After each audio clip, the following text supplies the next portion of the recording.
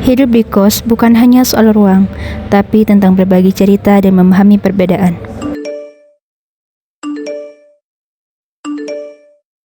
Pemandangan dari seorang pelajar yang sedang duduk di ruangan perpustakaan.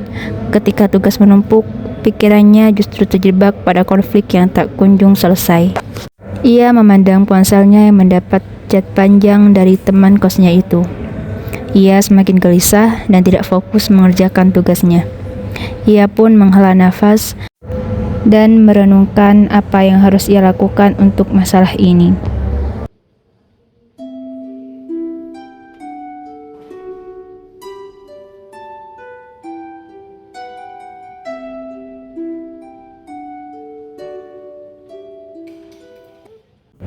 Setelah banyak pertimbangan yang tak kunjung mendapatkan keputusan, akhirnya ia pun memilih untuk melakukan konseling individu kepada seorang konselor.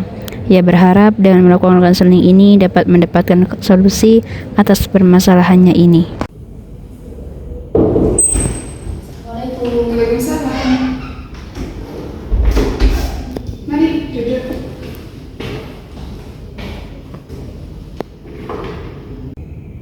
Bagaimana kabarnya kakaknya hari ini? Alhamdulillah sehat Bu. Oke, baik. Sebelum melakukan konseling pada pagi hari ini, alangkah baiknya agar proses konseling berjalan dengan lancar, kita berdoa terlebih dahulu. Berdoa dulu.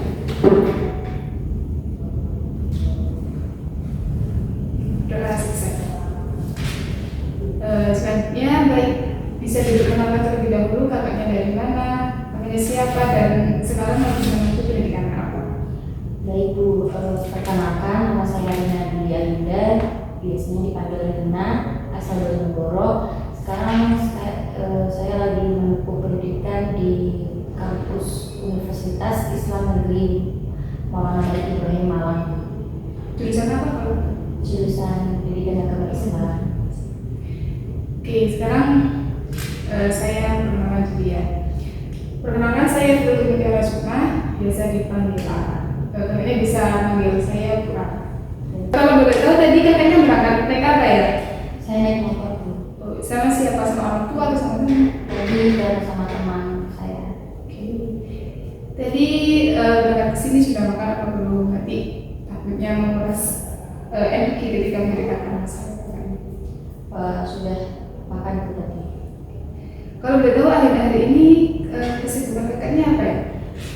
Kesibukan saya hari ini saya sedang mengerjakan tugas UAS, banyak tugas. Semester berapa kalau boleh tahu? Semester 5 Bu. Kurang sedikit lagi udah lulus ya. Iya. Oke, sebelumnya apa kakaknya pernah melakukan proses konseling itu? Belum pernah Bu. Belum pernah. Jadi ini pertama kali ya? Iya. Kakaknya tegang apa enggak ini? Agak sedikit. Tegang. Santai saja untuk proses konseling pada pagi hari ini. Saya juga tidak akan memarahi atau menghakimi Anda gitu ya. Saya di sini insyaallah netral. Oke, sebelumnya saya akan menjelaskan apa sih itu konseling dan ada beberapa asas yang perlu dilakukan dalam proses konseling ini. Nah, konseling itu merupakan interaksi atau bantuan antara konselor saya dan konsili itu karena untuk membantu si konseli menghadapi masalah dan menyelesaikan masalah tersebut untuk mengembangkan potensi diri dari kakaknya sendiri gitu ya. Nah, ada beberapa asas. Nah, kita mengambil 3 asas yang penting. Yang pertama ada asas kerahasiaan, yaitu dalam proses konseling ini kakaknya menceritakan apapun pasti akan saya jaga rahasianya. Begitu juga sebaliknya. Terus yang kedua ada asas keterbukaan. Nah, itu nanti kakaknya terbuka, tidak perlu ditutupi dalam menceritakan masalahnya nanti. Dan yang ketiga ada asas kesukarelaan, yaitu kakaknya tidak keberatan dan sukarela datang ke sini tanpa adanya paksaan. Nah, saya tanya sebelumnya apakah kakaknya ke sini itu sukarela atau ada paksaan? Tidak Bu, Sukarela. Oke. Oke, ini ada beberapa kontrak konseling ya, yang mana nanti kita dalam 1 minggu ini ada 3 kali pertemuan. Nah, setiap pertemuan itu kita lakukan proses konseling 15 menit.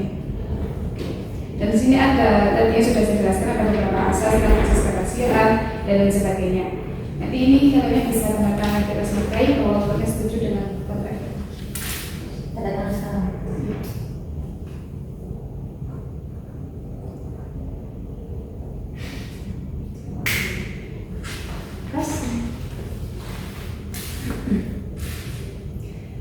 Oke, sekarang bisa kakaknya ceritakan kalian punya masalah. Oke, langsung saja bisa kak ceritakan masalah dari kakak. Saya itu mengalami permasalahan yang saya rasakan akhir-akhir ini. Saya kan asalnya dari Bojonegoro dan saya berkuliah di UI Muhammadiyah di Bojonegoro. Saya merantau dan saya ngekos. Kalau di UI kan dulu 1 tahun mahat ya Bu. Nah, terus setelah mahat saya memutuskan untuk ngekos. Saya itu ngekosnya berdua sama teman saya ini yang asalnya dari Jombang. Kami memutuskan ngekos berdua karena alasan dengan kata lain itu kita bisa dimurah bayarnya, bisa menghemat biaya, bisa membantu orang tua meringankan beban mereka. Nah, apalagi kan kos di Malang, kota ini kan mahal-mahal ya Bu. Nah, di situ kami berjalan itu dengan seiring berjalannya waktu kami itu merasakan biasa-biasa saja. Banyak kemunculan kayak seperti hal aneh, tapi saya tidak menganggapnya. Saya anggap itu biasa aja. Kemunculan itu tuh kayak bikin saya mikir kok anak dia ini kok aneh gitu. Kalau saya bisa katakan anak ini itu kayak posesif, berlebihan sifatnya berlebihan, terus kemudian ingin dimengerti, tidak mau tinggal sendiri, dan dia itu anaknya sosial gitu, terbuka sekali gitu, banyak temannya. Dan itu bertolak belakang dengan saya, yang saya itu orangnya individual, tertutup. Saya itu tidak kayak beda lah dengan dia gitu intinya. Saya mengerti kalau pos berdua itu emang kita saling mengerti, saling memahami, dan juga namanya berdua kan kita harus bersama-sama kayak ya terbuka juga ya. Tapi mungkin di balik itu saya sudah mengimbangi, saya mengikuti dia yang terbuka, saya mencoba terbuka, saya ada komunikasi dia. Tapi lama-lama kok posisi dia itu kayak berlebihan menurut saya gitu, kayak minta kabar setiap hari, setiap saat gitu. Saya kan juga bukan risih Bu, tapi saya merasa kayak terlalu tertekan. Iya, kayak tertekan gitu. Kan intinya kalau saya di awal sudah mengabari, gak usah setiap saat gitu loh. Saya mengerti kamu teman kos ya teman, tapi kan kalau ya kamu tuh kita ada sama gede, dewasa, punya kesibukan masing-masing gitu kan Bu. Yang jelas ya paham lah nanti kapan dia bisa pulang, kapan dia pulangnya, kapan dia bisa itu udah gitu, percaya itu aja gitu. Jangan kayak dianggap kita tuh kayak bayi apa-apa dulu itu, kan kita udah gede, kita juga udah bisa sendiri gitu Bu. Permasalahannya di situ Bu, saya merasa kayak tidak ada ketidaksesuaian antara kami, dan kemudian mungkin keterbukaan yang dari kami juga kurang, komunikasi kami kurang, dan juga saya orangnya ya udah gitu Bu. Jadi saya tidak meribetkan gitu, saya tidak mau meribetkan, jalanin aja gitu. Kalau dia emang gak mood, karena kan suka gak mood ya Bu ya. Kalau dia gak mood ya saya diem dulu sampai dia moodnya baik, mungkin dari ngomong nanti ngomong. Anaknya kan suka langsung yang tiba-tiba dari luar dia capek, gara-gara organisasi, gara-gara kegiatan di luar, tiba-tiba tuh kalau pulang kos itu kayak berubah gitu Bu. Malah sendiri. Iya. Jadi masalah dia dari luar ke bawah ke kos saja. Tapi saya merasa kayak biasanya kan orang biasanya diem, gak kayak dia bisa menanyakan gimana kok gimana, saya gak gitu orangnya ya gitu. Mungkin juga karena faktor keluarga saya yang saya orangnya tertutup juga, beda dengan dia gitu kan. Jadi kan di awal kami pas ngekos kan kita sudah saling cerita ya Bu ya, kalau saya itu gini, misalnya kayak keluarga saya gini, keluarga dia itu mungkin bisa sedikit memahami di situ. Jangan kayak disamain banget, kayak aku ini dia tuh pernah menganggap seperti ini, kamu tuh di sini udah tahu adik gitu, udah tahu adik, dan aku tuh di sini sudah berusaha pengen mbak kamu yang ngerti kamu. Iya, saya sangat berterima kasih kalau kamu jadi mbak saya, tapi ya bagi itu caranya bu gitu. Saya itu sangat sangat sangat tidak sesuai gitu bu. Saya itu bingung, kayak karena saya ingin meninggalkan kos, saya memikirkan karena saya ngajak dulu dia kampus bareng, tapi kalau sampai tangan saya sakitnya kan bisa sampai ke kesehatan fisik, mental, nggak bisa nyaman, biasa enak dalam kehidupan, yang bisa kepikiran seperti itu bu. Jadi saya merasakan kesusahan di sini. Jadi masalah dari kakaknya itu kakaknya agak sedikit ada konflik dengan temannya. Dari itu sebelumnya teman pondok ya? Ya teman harus Dia teman satu kemasan. teman satu kamar, terus pindah ke kos, terus pindah dengan teman lagi. Nah, tapi sebelumnya kalau boleh tahu, apakah kakaknya itu pernah ada masalah dengan temannya? Kok sampai di kos itu ada konflik gitu? Atau memang dari sifatnya saja? Bagaimana? Kalau sejauh ini saya merasa tidak ada konflik, tidak ada masalah apapun antara kita. Tapi saya tidak ngerti ya juga kalau di sebelumnya dia merasa ada masalah, mungkin dia nggak mengungkapkan. Saya nggak mengerti di situ. Tapi saya sejauh ini merasa nggak ada masalah. Jadi murni dari sifatnya yang Jadi sifatnya dia. dia ingin dimengerti tapi tidak bisa mengungkapkan. Iya, gitu. Tapi kalau boleh tahu, yang mengajak ngkos bareng itu siapa? Saya mengajak dia kos bareng di awal-awal sewaktu mahat itu kan mayoritasnya kan pada orang asli Malang, kemudian kan pada PP. Terus saya kebetulan ketemu saya kenal baru saja sama dia itu baru itu tiba-tiba Maksudnya dia bagian itu? misalkan saya selama itu tidak terlalu dekat sama dia, dekat tapi biasa, nggak sedekat-dekatnya itu. Pas kita lagi ngumpul ngobrol-ngobrol tentang mau lanjut kos atau ngontrak atau gimana, dan dia tuh saya tuh denger dia tuh kayak pengen tinggal bareng kos atau dulu saya kayak tertarik. Udah tiba-tiba saya ajak, saya ngekos bareng, saya ngekos sama dia berdua gitu kan, karena dia mau. Terus udah saat itu kita nyari kos bareng gitu sesuai budget yang kita juga. Jadi yang awal ngajak kos bareng saya. Jadi kan ini begini, setelah kakaknya itu menceritakan masalahnya ke saya ya, semua masalah itu, nah apakah ada yang ingin kakaknya lakukan agar masalah itu cepat selesai dan tidak terlalu lama gitu? Kayak aku ingin melakukan ini dari selesai. Saya pikir sampai saat ini saya tuh ada dua solusi di benak saya. Solusi pertama, saya ingin bertahan karena saya baru saja baru bayar dengan uang kosnya.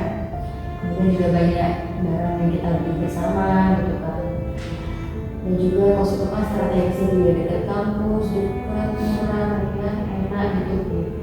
Tapi ya gitu, kalau saya masih bertahan saya takut kejadian yang kayak gitu tuh diulangi lagi. Apalagi saya udah ngomong-ngomong gitu kan bu, udah diomongin, malah kalau kejadian lagi kan malah kayak iya kayak malah udah diomongin kok malah diulangi, malah jadi malas.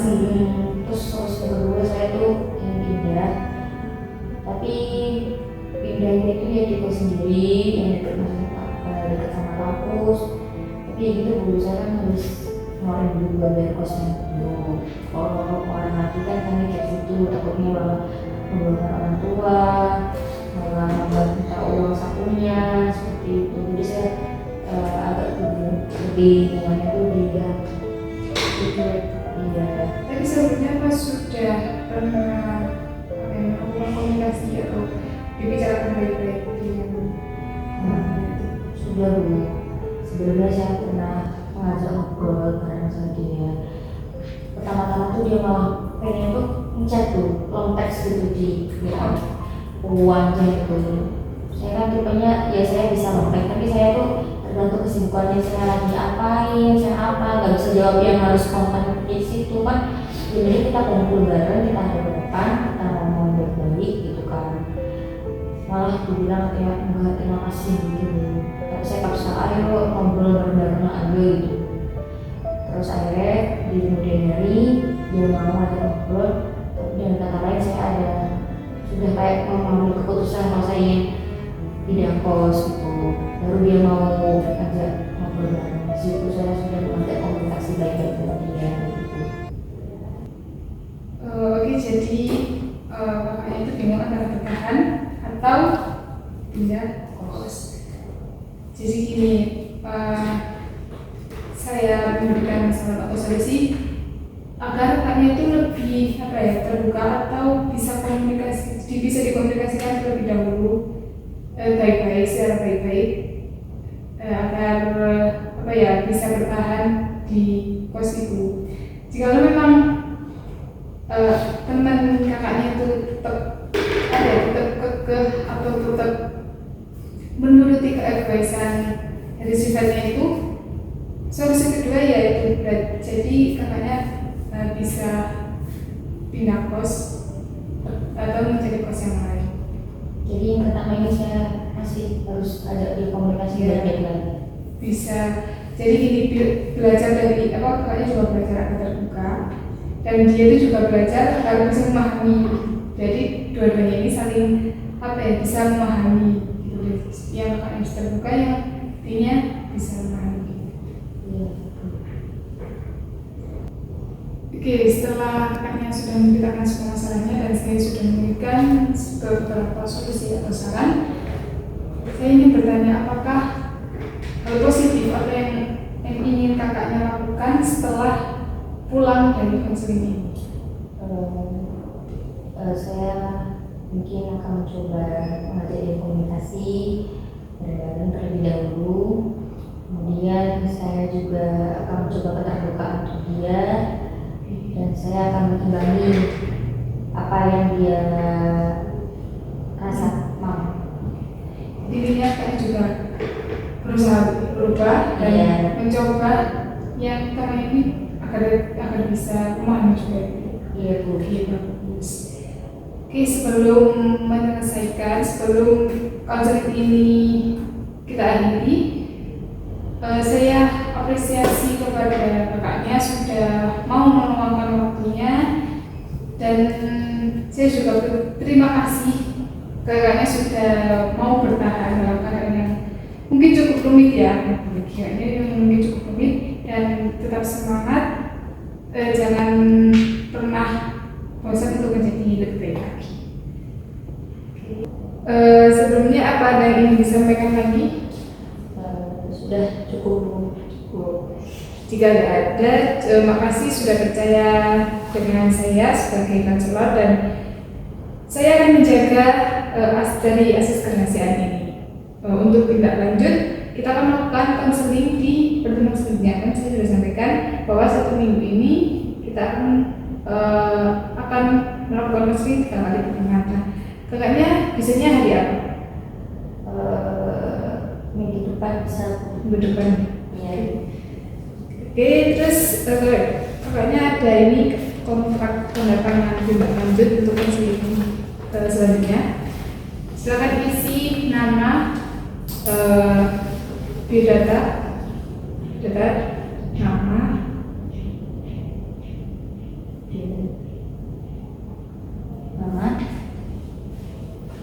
terus asal dan nomor telepon. Iya.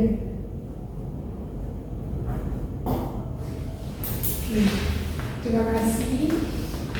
Sebelum mengakhiri konseling pada pagi hari ini, alangkah baiknya dan berkah kita tutup dengan doa kafaratul majelis. Subhanallah wa bihamdihi, asyhadu an la ilaha illa anta, astaghfiruka wa atubu ilaik. Sama-sama.